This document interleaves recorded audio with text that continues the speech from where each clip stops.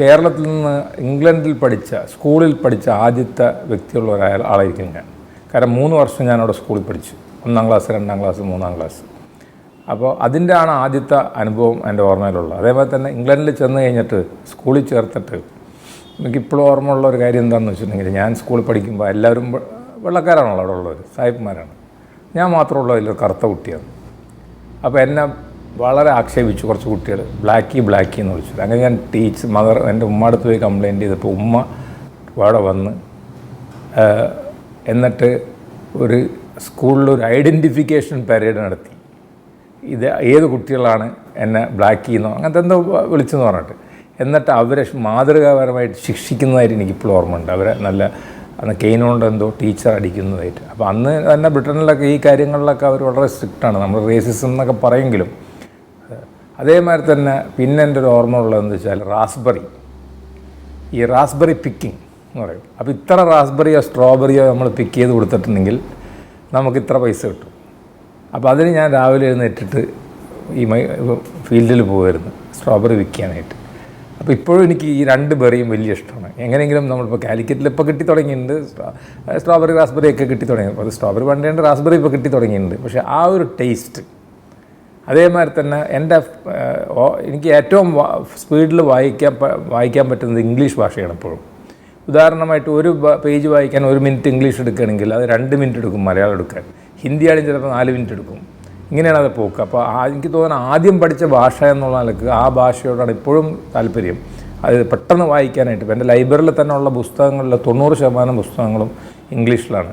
പക്ഷേ ഭാഗ്യത്തിന് എന്തോ ചാനൽ ചർച്ചകളിലൊക്കെ പങ്കെടുക്കുന്ന ഒരു പ്രയാസം ഉണ്ടാവുന്നില്ല. മലയാളത്തിൽ പ്രസംഗിക്കാനും പ്രശ്നമൊന്നും ഉണ്ടായിട്ടില്ല. അതിനൊരു കാരണമുണ്ട്. അത് ഞാൻ ഇംഗ്ലണ്ടിൽ നിന്ന് വന്നതിന് ശേഷം എൻ്റെ പിതാവിൽ നിന്ന് കിട്ടിയ ചില ഉപദേശങ്ങളുടെ വെളിച്ചത്തിലാണ്. പിന്നെ ഇംഗ്ലണ്ടിലെ എൻ്റെ ഓർമ്മകളിൽ നിൽക്കുന്നത് 2 വലിയ വ്യക്തികൾ ഇംഗ്ലണ്ടിൽ വെച്ച് കാണുന്നത്. ഒന്ന് CH മുഹമ്മദ് കോയ. അപ്പോൾ ഈ CH മുഹമ്മദ് കോയയും എൻ്റെ വാപ്പയും കൂടെ വളരെ അടുത്ത സുഹൃത്തുക്കളായിരുന്നു. ഈ CH എന്ന് പറയുമ്പോൾ വളരെ മോഡേൺ തിങ്കിങ് ഉള്ള ഒരാളാണ്. നിങ്ങൾ മനസ്സിലാക്കേണ്ടതാണ്, ഏറ്റവും സെക്കുലറായിട്ടുള്ളതും ഏറ്റവും മോഡേൺ തിങ്കിങ്ങുമുള്ള ഒരു വലിയൊരു മഹൽ വ്യക്തിത്വമാണ് CH മുഹമ്മദ് കോയ. അപ്പോൾ അദ്ദേഹം ലണ്ടനിൽ വരികയാണ്. ആ കാലത്ത് ലണ്ടനിൽ വരുമ്പോൾ അദ്ദേഹത്തിൻ്റെ സുഹൃത്താണ് എൻ്റെ പിതാവ്. അതുകൊണ്ട് രാത്രി ഞങ്ങൾ കാറിൽ കയറി, എനിക്ക് തോന്നുന്നു ഞങ്ങൾ അന്ന് ലണ്ടനിലാണ് അദ്ദേഹം ലാൻഡ് ചെയ്തതാണ് എൻ്റെ ഓർമ്മ. മറ്റൊരു നഗരത്തിലായിരുന്നു ഞങ്ങളന്ന് ഫാദർ പഠിച്ചുകൊണ്ടിരുന്നത്. അപ്പോൾ അവിടെ നിന്ന് ഞങ്ങൾ കാറെടുത്ത് രാത്രി CHനെ വിളിച്ച് വീട്ടിൽ കൊണ്ടുവരുന്ന ഒരു ഓർമ്മയുണ്ട്. അതേമാതിരി തന്നെ ആ സമയത്ത് ജവഹർലാൽ നെഹ്റു ഇംഗ്ലണ്ടിൽ വരുന്നു. അപ്പോൾ ജവഹർലാൽ നെഹ്റു അന്നറിയാമല്ലോ, എന്നൊക്കെ ജവഹർലാൽ നെഹ്റുവിൻ്റെ ഗ്ലാമർ കാലഘട്ടമാണ്. അപ്പോൾ ആ ഗ്ലാമർ കാലഘട്ടത്തിൽ ഞാൻ പിതാവും കുറച്ച് സുഹൃത്തുക്കളും പോകുമ്പോൾ പിതാവ് എന്നെയും കൂട്ടിക്കൊണ്ടുപോയി. അങ്ങനെ ജവഹർലാൽ നെഹ്റു എന്നെ ഇപ്പോൾ വാരിപ്പുണരുന്നതായിട്ടുള്ള ഒരു ഫോട്ടോ ഇപ്പോൾ ഉണ്ട്. അപ്പോൾ ചാച്ചാ നെഹ്റു ആണല്ലോ ഇപ്പോൾ എല്ലാവർക്കും പ്രിയങ്കരൻ ആയിട്ടുള്ള, ഇന്ത്യയിലെ ഏറ്റവും സെക്കുലറായിട്ടുള്ള, ഇന്ത്യയിലെ ഏറ്റവും മോഡേൺ ആയിട്ടുള്ള വ്യക്തി. ഇന്ന് പലരും അദ്ദേഹത്തെ കൊച്ചാക്കി കാണാൻ ശ്രമിക്കുന്നുണ്ടെങ്കിലും ഒരു കാലത്തും ഇന്ത്യക്ക് മഹാത്മാഗാന്ധിയോടൊപ്പം തന്നെ നിൽക്കുന്ന വ്യക്തിത്വമാണ് ജവഹർലാൽ നെഹ്റു. ഇന്ത്യയുടെ ഇന്നത്തെ മോഡേൺ ഇന്ത്യ കെട്ടിപ്പടുത്ത വ്യക്തിയാണ് ജവഹർലാൽ നെഹ്റു. അപ്പോൾ നേരിട്ട് ജവഹർലാൽ നെഹ്റുവിനെ കാണാൻ പറ്റി. അതിനുശേഷം പിന്നെ തലമുറയിലുള്ള എല്ലാവരെയും അദ്ദേഹത്തിൻ്റെ പുത്രിയായ ഇന്ദിരാഗാന്ധിയായിട്ടും ബന്ധം വന്നു, രാജീവ് ഗാന്ധിയായിട്ട് വന്നു. അതെല്ലാം എൻ്റെ ഫാദറിനുള്ള കേന്ദ്രമന്ത്രി ആയിരുന്നുകൊണ്ടാണ് ആ ബന്ധങ്ങളൊക്കെ വന്നത്. അതിനുശേഷം സോണിയാഗാന്ധിയായിട്ടും ബന്ധം. അപ്പോൾ ഇങ്ങനെ ഒരു നെഹ്റു കുടുംബമായിട്ടുള്ളൊരു ബന്ധം എന്തോ ആദ്യം തന്നെ നെഹ്റു വളരെ ചെറുപ്പത്തിൽ കാണാൻ പറ്റി എന്നുള്ള ഒരു സംഭവം ഇംഗ്ലണ്ടിൽ വെച്ചിട്ടുണ്ട്. അപ്പോൾ അങ്ങനെ ഇംഗ്ലണ്ടിൽ കുറേയൊക്കെ എൻ്റെ ടേസ്റ്റുകളൊക്കെ കുറച്ചൊക്കെ ഇംഗ്ലീഷായി മാറി. അതിൻ്റെ അർത്ഥം ഇപ്പോൾ ഇവിടെ അതല്ല കഴിക്കുന്നത്. ഇപ്പോൾ ഞാൻ വെള്ളപ്പവും സ്റ്റൂ ഒക്കെ കഴിച്ചിട്ടാണ് വരുന്നത്. പക്ഷേ ബേസിക്കലി എനിക്ക് വലിയ ഇഷ്ടമാണ് ഈ സാൻഡ്വിച്ചും ഹാംബർഗറും. അവിടെ പ്രത്യേകിച്ച് ഇംഗ്ലണ്ടിലെ ഭക്ഷണം എന്ന് പറഞ്ഞാൽ അവരെ ഏറ്റവും വലിയ അവരത് ഫിഷ് ഇതാണ്, ഫ്രൈ ആണ്. അതാണല്ലോ അവിടെ ഫിഷ് ആൻഡ് ചിപ്സ് എന്നാണ് അവിടെ പറയുന്നത്. അതേമാതിരി തന്നെ വിംബിൾട്ടൺ കാണാൻ പോയി ഞാനും പിതാവും മാതാവും കൂടെ വിംബിൾട്ടൺ കാണാൻ പോയത്. വിംബിൾട്ടൺ അന്ന് നമ്മുടെ രാമനാഥൻ കൃഷ്ണൻ സെമി ഫൈനലിൽ, എൻ്റെ ഓർമ്മ ശരി 1-2 തവണ സെമി ഫൈനലിൽ അദ്ദേഹം അന്ന് വലിയ വലിയ പ്ലേയേഴ്സ് ഉണ്ട്. റോഡ് ലേവർ, നീൽ ഫ്രൈസർ, അങ്ങനെയുള്ള വലിയ വലിയ പ്ലേയേഴ്സ് കളിക്കുന്ന വിംബിൾട്ടൺ കാണാൻ പോകാനുള്ള ഒരു ഭാഗ്യം ഉണ്ടായിട്ടുണ്ട്. അപ്പോൾ ടെന്നീസ് കളി കാണാൻ പോവുക, ക്രിക്കറ്റ് കളി കാണാൻ പോവുക, ലോർഡ്സിൽ ക്രിക്കറ്റ് കാണാൻ ആ കാലത്ത് പോയിട്ട്. അപ്പോൾ ഇതൊക്കെ വളരെ ചെറുപ്പത്തിൽ, ഞാൻ പറഞ്ഞാൽ 6-7 വയസ്സിൽ തന്നെ ഇതെല്ലാം നമുക്ക് ഇതാവാൻ പറ്റി. അതേമാതിരി തന്നെ ഒരു സംഭവം ഉണ്ടായതെന്ന് വെച്ചാൽ 62 യുദ്ധം, ഇൻഡോ ചൈന യുദ്ധം നടക്കുമ്പോൾ ഞങ്ങളവിടെയാണ്. അപ്പോൾ ഇന്ത്യ അവിടെ നിന്ന് TV black and white TV ആണ്. പക്ഷേ ഞങ്ങളുടെ വീട്ടിലൊക്കെ TV ഉണ്ട്. അന്ന് ഇന്ത്യയിൽ TV അത്ര വ്യാപകമായിട്ടില്ല. എനിക്ക് തോന്നുന്നു 58 ഇന്ത്യയിൽ TV വന്നതെന്ന് എൻ്റെ ഓർമ്മ. അപ്പോൾ അവിടെ ബോംബിടുന്നതും ചൈനീസ് പ്ലെയിനുകൾ പോകുന്നതൊക്കെ ഇപ്പോഴും എൻ്റെ ഇതിലുണ്ട്. അപ്പോൾ ഞങ്ങളെല്ലാം വളരെ വ്യാകുലരായിട്ട് വളരെ ദുഃഖിച്ച് ഇരിക്കുന്ന ഒരു കാലം. കാരണം ഇന്ത്യയിൽ കണക്ഷനൊന്നുമില്ല അന്ന്, ഇതുമാതിരി STDയോ മറ്റുള്ള ഫെസിലിറ്റീസ് ഒന്നുള്ള കാലഘട്ടമല്ലല്ലോ. അപ്പോൾ ഇതൊക്കെ നമ്മൾ ടി വിയിൽ കാണുകയാണ്. അപ്പോൾ ടി വിയിൽ ഇതെല്ലാം കാണാനായിട്ടുള്ള ഒരു മഹാസംഭവം ആണ് ഉണ്ടായി ടി വിയിൽ കാണാനുള്ള വലിയൊരു ഭാഗ്യം ഉണ്ടായി ഇത്. അതേമാതിരി തന്നെ ഒരു സംഭവം എന്താണെന്ന് വെച്ചാൽ ഉണ്ടായത് എന്ന് വെച്ചാൽ ജോൺ എഫ് കെന്നഡിയുടെ അന്നൊക്കെ നമ്മളെ സംബന്ധിച്ചിടത്തോളം ഇന്ത്യയുടെ പ്രസിഡന്റ് നമ്മൾക്ക് ആരാന്നറിയില്ല. പക്ഷേ ജോൺ എഫ് കെന്നഡി അന്ന് ക്യാമലറ്റ് ഡേയ്സ് എന്നാണ് പറഞ്ഞത്, കിങ് ആർത്തറിൻ്റെ ക്യാമലറ്റ് ഡേയ്സ് എന്ന് പറഞ്ഞത്. അത് ജോൺ എഫ് കെന്നഡിയുടെ പ്രസിഡൻസിയെ വിളിച്ചിരുന്നത് അങ്ങനെയാണ്. അപ്പോൾ ജാക്വലിൻ കെന്നഡി ഉണ്ട് മനസ്സിലായി. അപ്പോൾ ജാക്വലിൻ കെന്നഡി ആ ഗ്ലാമർ കാലഘട്ടവും അങ്ങനെ ഒരു ദിവസം രാവിലെ എൻ്റെ പിതാവ് എന്നെ തട്ടി വിളിച്ച് എഴുന്നേറ്റിട്ട് പറഞ്ഞു, മോനെ ജോൺ എഫ് കെന്നഡി ആരോ വെടിവെച്ചു. വിശ്വസിക്കില്ല, മണിക്കൂറുകളോളം നമ്മൾ കിടന്ന് കരഞ്ഞു തന്നു. മണിക്കൂറോളം കരഞ്ഞു. എന്തിനൊരു അമേരിക്കൻ പ്രസിഡന്റ് ഇന്ന് മരിച്ചാൽ നമ്മളാരും എന്താ പറയുക അന്ന് തൊലഞ്ഞു കിട്ടിയത് ഭാഗ്യം എന്ന് പറയുള്ളൂ. ഇപ്പം അങ്ങനെയല്ല, അന്നങ്ങനെയല്ല. ജോൺ എഫ് കെന്നഡി എന്ന് പറയുമ്പോൾ ഇന്ത്യയുടെ വലിയ സുഹൃത്തുമായിരുന്നു. കാരണം 1962 ചൈനീസ് യുദ്ധത്തിൻ്റെ കാലഘട്ടത്തിൽ മനസ്സിലായില്ലേ, ജോൺ എഫ് കെന്നഡി അമേരിക്ക പൂർണ്ണമായി ഇന്ത്യക്ക് സപ്പോർട്ട് നൽകിയ ഒരു കാലഘട്ടം. പിന്നെയാണ് 65 വരുമ്പോഴത്തേനാണ് അത് കുറച്ച് പാകിസ്ഥാനിലോട്ട് ഷിഫ്റ്റ് ചെയ്തത്, ഇൻഡോ പാക് യുദ്ധം വരുമ്പോൾ. അപ്പോൾ കെന്നഡിയുടെ മരണം എനിക്കിപ്പോഴും ഓർമ്മയുണ്ട്. ആ ഒരു സംഭവങ്ങൾ ആ കാലഘട്ടത്തിൽ കെന്നഡിയുടെ മരണം. അതിനുശേഷം ഞാൻ നാട്ടിൽ വന്നതിന് ശേഷം എൻ്റെ വല്യച്ഛൻ വലിയ കണ്ണവനം വായിക്കുന്ന ആളായിരുന്നു, മദറിൻ്റെ പിതാവ്. അദ്ദേഹം ടൈമും ലൈഫും ഒക്കെ വായിക്കണം ആ കാലഘട്ടത്തിൽ. അപ്പോൾ അദ്ദേഹത്തിൻ്റെ അൽമാരയിൽ നിന്ന് the Warren commission report on the death of John F Kennedy. അപ്പോൾ എനിക്ക് ചിലപ്പോൾ പ്രോബ്ലി ഒരു 8 വയസ്സോ അല്ലെങ്കിൽ 9 വയസ്സൊക്കെ ഉണ്ടാവുള്ളൂ. വലിയൊരു പുസ്തകമാണ് വാറൻ കമ്മീഷൻ റിപ്പോർട്ട്. അതിൽ ഈ ആർവി ഓസ്വാൾഡിനെ പറ്റിയിട്ടും ജാക്ക് റൂബിയെ പറ്റിയിട്ടും ഉള്ള എല്ലാ കാര്യങ്ങളും ഡീറ്റെയിൽ ചെയ്തിട്ടുള്ള ഒതൻറ്റിക് ആയിട്ടുള്ള ഇതാണ് വാറൻ കമ്മീഷൻ റിപ്പോർട്ട്. അപ്പോൾ അതും വായിക്കാനിടെ. അപ്പോൾ ജോൺ എഫ് കെന്നഡിയുടെ മരണം അതുമാതിരിയുള്ള വലിയ സംഭവങ്ങളൊക്കെ നമ്മൾ ഇംഗ്ലണ്ടിൽ, ഇപ്പോൾ ഞാൻ പറയാമല്ലോ, ഒരു ഇംഗ്ലീഷുകാരുടെ സ്റ്റൈൽ, ഇംഗ്ലീഷ് പുസ്തകങ്ങൾ വായിക്കുക, ഇംഗ്ലീഷ് സിനിമ കാണുക, ഇംഗ്ലീഷ് ഭക്ഷണം കഴിക്കുക, അല്ലെങ്കിൽ ഇംഗ്ലീഷുകാരെ പ്രിയപ്പെട്ട ക്രിക്കറ്റും ടെന്നീസും ഒക്കെ നമ്മളൊരു ബുരാ സാഹിബ് എന്ന് പറയുമല്ലോ നമ്മൾ. ഇംഗ്ലണ്ടിൽ പോയപ്പോൾ ആ കാലഘട്ടത്തിൽ അങ്ങനെ മാറി. പിന്നെ ആ കാലഘട്ടത്തിൽ എൻ്റെ ഫാദർ പല സ്ഥലത്തും മാറിയിരുന്നു. അതായത് ലണ്ടനിലായിരുന്നു ആദ്യം ഉണ്ടായിരുന്നത്. അതിനുശേഷം എഡിൻബറോയിലോട്ട് പോയി. പിന്നീട് അത് ഹഡേഴ്സ്ഫീൽഡിൽ വർക്ക് ചെയ്യാൻ പോയി.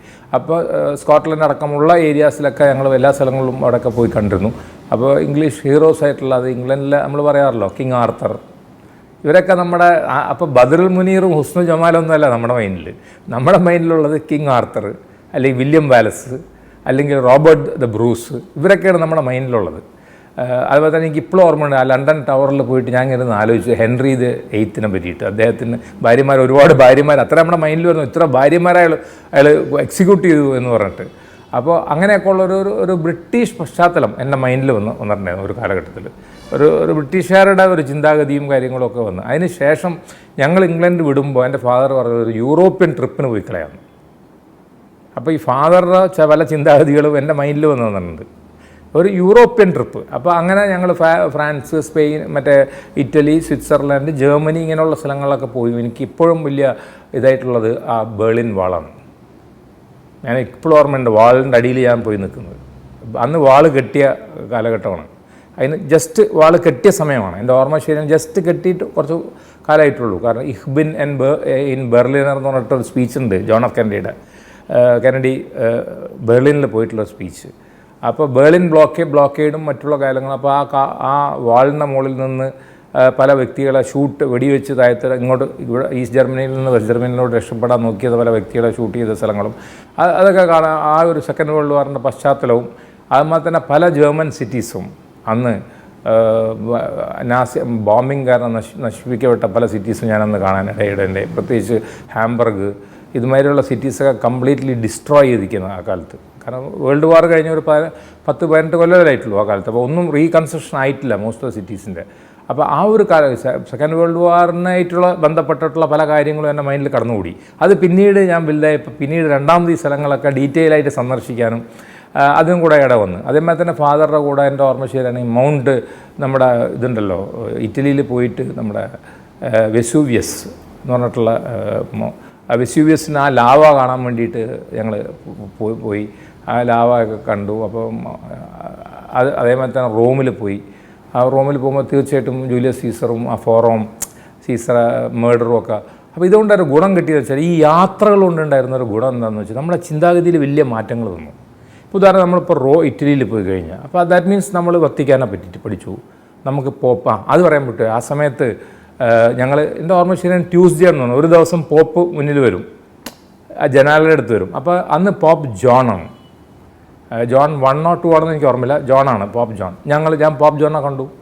ഞാനും പിതാവ് പോലൊക്കെ താഴത്ത് പോയി നിന്ന് അതിനായിട്ട് തന്നെ താഴത്ത് പോയി നിന്ന് പോപ്പ് ജോണിനെ കണ്ട് അദ്ദേഹം വന്ന് വേവ് ചെയ്തു. അല്ല വലിയ ക്രൗഡാണ് അവിടെ വത്തിക്കാൻ്റെ മുന്നിൽ. ഒരു ജനാലിൻ്റെ അടുത്ത് വരും പോപ്പ്.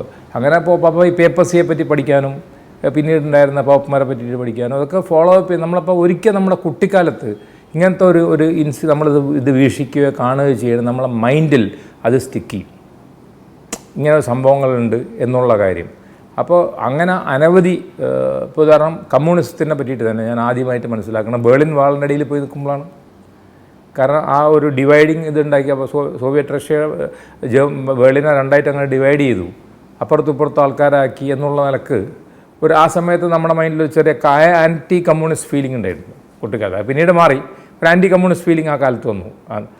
അങ്ങനെ ഒരു കംപ്ലീറ്റ് എനിക്ക് എൻ്റെ ഓർമ്മ ശരിയാണെങ്കിൽ നെതർലാൻഡ്സ്, ബെൽജിയം, ഫ്രാൻസ് ഇങ്ങനെയുള്ള എല്ലാ സ്ഥലങ്ങളിലും നമ്മൾ വിസിറ്റ് ചെയ്തു. അങ്ങനെ അവിടെ നിന്ന് തിരിച്ചു വരികയത് Alaska, Romania, Austria, Slovakia, Phuket 5 രാജ്യങ്ങളിൽ നിന്നുള്ള അപൂർവ സുന്ദരമായ അനേകം കാഴ്ചകൾ ഫുൾ HD-യിലുള്ള ഈ അപൂർവ ദൃശ്യയാത്രാ വിവരണ ശേഖരം സ്വന്തമാക്കാൻ 99544422 എന്ന നമ്പറിലേക്ക് സഞ്ചാരം എന്ന് SMS ചെയ്യൂ. അതേമാതിരി സ്കൂളിൻ്റെ കാര്യം പറയുമ്പോൾ എൻ്റെ അമ്മയെ പറ്റിയാണ് എനിക്ക് ഓർമ്മ വരുന്നത്. എൻ്റെ അമ്മ വളരെ മോഡേൺ ആയിട്ടുള്ളൊരു കുടുംബത്തിൽ ആണ് ജനിച്ചത്. അപ്പോൾ അമ്മ ഇംഗ്ലണ്ടിൽ വന്നപ്പോൾ തന്നെ അമ്മയും അച്ഛനും കൂടെ ഡ്രൈവിംഗ് ലൈസൻസ് എടുക്കാൻ പോയി. അതിൽ അച്ഛൻ തോറ്റു, അമ്മക്കാണ് ഫസ്റ്റ് ചാൻസ് തന്നെ അമ്മക്കത് ലൈസൻസ് കിട്ടി. അപ്പോൾ അമ്മയാണ് എന്നെ സ്കൂളിൽ കൊണ്ടുവന്ന് വിടുക, ഏകദേശം അച്ഛനെ കോളേജിലും കൊണ്ടുവന്ന് വിടുക. അച്ഛൻ റോയൽ കോളേജിൽ പഠിച്ചിരുന്ന കാലഘട്ടമാണല്ലോ, അപ്പോൾ ഹോസ്പിറ്റലിൽ കൊണ്ടുവന്ന് വിടുന്നത്. അപ്പോൾ അമ്മ അത്ര മിടിക്കുകയായിരുന്നു. അപ്പോൾ ആ സ്കൂളിൽ എന്താ നമ്മുടെ ഒരു ഓർമ്മ എന്ന് വെച്ചാൽ അമ്മ അവിടെ കൊണ്ടുവന്ന് വിടുന്നു. അവിടെ സ്കൂളിൽ നല്ല പാല് കിട്ടും. ഈ പാല് എല്ലാ കുട്ടികൾക്കും ഫ്രീ ആയിട്ട് അവിടെ കൊടുക്കുന്നുണ്ട്. അത് 60കളിൽ തന്നെ അവിടെ പാലൊക്കെ കൊടുക്കുന്നുണ്ട് കുട്ടികൾക്ക്.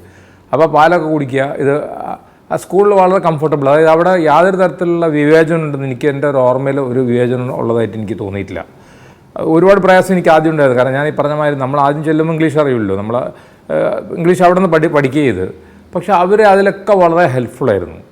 അപ്പോൾ ആ സ്കൂളിനെ സംബന്ധിച്ച് ഏറ്റവും നല്ല ഓർമ്മകൾ മാത്രമേ എനിക്ക് ആ സ്കൂളിനെ പറ്റിയിട്ടുള്ളൂ. അവരുടെ ആറ്റിറ്റ്യൂഡ്, അവരുടെ സെക്കുലറായിട്ട് ആറ്റിറ്റ്യൂഡ്, അവരുടെ നോൺ റേസിസ്റ്റാണ് അവരുടെ ആറ്റിറ്റ്യൂഡ് ഉണ്ടായിരുന്നത്, കുട്ടികളെ പഠിപ്പിക്കുന്ന രീതികളെന്ന്. പിന്നെ ഒരു കാര്യം, അത് മിക്സഡ് സ്കൂളായിരുന്നു. അന്ന് കേരളത്തിലൊന്നും മിക്സഡ് സ്കൂളുകളില്ല, വളരെ കുറച്ച് സ്കൂളുകളാണ് മിക്സഡ് സ്കൂളുകളുണ്ട്. ഇവിടെ എല്ലാം ബോയ്സ് സ്കൂളും ഗേൾസ് സ്കൂളുള്ള കാലഘട്ടത്തിൽ ഞാനവിടെ മിക്സഡ് സ്കൂളിലാണ് പഠിച്ചിരുന്നത്. അതുകൊണ്ട് തീർച്ചയായിട്ടും ഇന്നിപ്പോൾ ഈ സ്ത്രീ പീഡനത്തിൻ്റെ ഒരു കാലഘട്ടമാണല്ലോ, സ്ത്രീകളോടുള്ള അസഹിഷ്ണുത ഉള്ളൊരു കാലഘട്ടം. അപ്പോൾ നമ്മൾ ജനിച്ചു വളർന്നിട്ടുള്ള അങ്ങനെ സ്ത്രീകളൊക്കെ നമ്മളൊരു സഹോദരിമാരായിട്ടും അല്ലെങ്കിൽ നമ്മളുടെ സുഹൃത്തുക്കളായിട്ടും അവരെ കണ്ടുകൊണ്ടാണ് നമ്മളൊക്കെ ജനിച്ചു വളർന്നിട്ടുള്ളത്. അല്ലാതെ അവരെ ഒന്നല്ലെങ്കിൽ അവരൊരു കൂട്ടിലടച്ചിടുക അല്ലെങ്കിൽ അവരായിട്ട് വേറെ രീതിയിൽ ബന്ധപ്പെടുക അങ്ങനെയൊന്നും ഉണ്ടായിട്ടില്ല. അപ്പോൾ അവിടുത്തെ ഒരു വളരെ ഹെൽത്തി ആയിട്ടുള്ളൊരു അറ്റ്മോസ്ഫിയർ എൻ്റെ ഓർമ്മ ശരിയാണ്. എനിക്ക് അവിടെ ചെറിയ പെൺകുട്ടികൾ നമ്മുടെ ഗേൾ ഫ്രണ്ട്സ് ആയിട്ടുള്ള ഒരു വീട്ടിലവരൊക്കെ ഉണ്ടായിരുന്നതാണ്. അത് പേരുകളൊക്കെ ഞാൻ മറന്നുപോയി, എൻ്റെ അമ്മക്ക് ഓർമ്മ ഉണ്ടായിരുന്നുള്ള ഒരു പേരുകളൊക്കെ. അപ്പോൾ അങ്ങനെ വളരെ ഹെൽത്തി അറ്റ്മോസ്ഫിയറാണ് അവിടുത്തെ സ്കൂളുകളിലൊക്കെ ഉണ്ടായിരുന്നത്. അപ്പോൾ അതനുഭവിക്കാനുള്ള ഒരു ഭാഗ്യം ഉണ്ടായിരുന്നു. അതിനുശേഷം അമ്മ അവിടെ എന്തോ ചെറിയ ജോലിയിലേക്ക് അമ്മ പ്രവേശിച്ചിരുന്നു. അച്ഛൻ്റെ കൂടെ വെറുതെ ബോറടിച്ചിരിക്കുകയല്ലേ, അതുകൊണ്ട് ഒരു പാർട്ട് ടൈമായിട്ട് ജോലിക്ക് പോവുകയും അങ്ങനെ ഒരു ഭയങ്കര മെഡിക്കായിട്ടുള്ളൊരു സ്ത്രീയായിരുന്നു. അവരങ്ങനെ തിരിച്ച് നാട്ടിൽ വന്നതിന് ശേഷം അവിടെ MES വനിതാ വിങ് സ്ഥാപിക്കുകയൊക്കെ ചെയ്തിട്ടുണ്ട്. അതിലോട്ടൊക്കെ നമുക്ക് പിന്നീട് കിടക്കാം. പക്ഷേ ഞാൻ പറയണേ, അച്ഛനോടൊപ്പം തന്നെ നിന്നിട്ട് അത്ര വലിയ വിദ്യാഭ്യാസമില്ലാത്ത, അവർക്ക് വലിയ വിദ്യാഭ്യാസം, അവർ ആലുവ മഹിളാലയത്തിലാണ് പഠിച്ചത്. അപ്പോൾ ആ കന്യാസ്ത്രീകളായിട്ടുള്ള ഇടപാടുകൾ കൊണ്ടൊക്കെ ഒരു മോഡേൺ ആയിട്ടുള്ളൊരു ഔട്ട്ലുക്ക് അവർക്കുണ്ട്. അവർ വളരെ എളുപ്പത്തിൽ അവിടുത്തെ ഇംഗ്ലണ്ടിലൊക്കെ പോയിട്ട് അവിടുത്തെ ആൾക്കാരായിട്ട് ബന്ധപ്പെടാനോ അവിടുത്തെ കാര്യങ്ങളിൽ ഇടപെടാനുള്ള സാഹചര്യങ്ങളൊക്കെ വളരെ എളുപ്പത്തിൽ ഉണ്ടായി എന്നുള്ളതാണ്. എന്നാൽ ഈ സ്ത്രീ തന്നെ കാലിക്കറ്റിൽ തിരിച്ചു വരുമ്പോൾ പിന്നെ അവർ കാർ ഓടിച്ചിട്ടില്ല. അതാണ് മനസ്സിലായില്ലേ, നമ്മുടെ അന്നത്തെ സാഹചര്യം അങ്ങനെയാണ്. ഇവിടെ ആരും സ്ത്രീകളാരും കാർ ഓടിക്കുന്നില്ല 60കളിൽ. അപ്പോൾ കൊണ്ട് മദർ കാർ ഓടിക്കൽ അതോടെ ഇവിടെ വന്നതിന് ശേഷം നിർത്തി എന്നുള്ളതാണ് അതിൻ്റെ ഒരു ദുഃഖാവസ്ഥ. ഏതായാലും അതിന് ശേഷം ഇപ്പോൾ ഞങ്ങൾ യൂറോപ്യൻ ടൂറിനൊക്കെ ശേഷം ഞങ്ങൾ തിരിച്ച് ഇവിടെ വന്ന്, അപ്പോൾ രസകരമായൊരു സംഭവം ഉണ്ടായത് പറഞ്ഞുതരാം. അങ്ങനെ ഇവിടെ തിരിച്ചു വന്നു കഴിഞ്ഞപ്പോൾ നമ്മളൊരു ഇംഗ്ലീഷ് ശൈലിയാണ്. അപ്പോൾ ഇവിടെ വന്നു കഴിഞ്ഞാൽ എന്തെങ്കിലും തെറ്റിക്കഴിഞ്ഞാലൊക്കെ ഇംഗ്ലീഷിലാണ് ഡയലോഗൊക്കെ വരിക.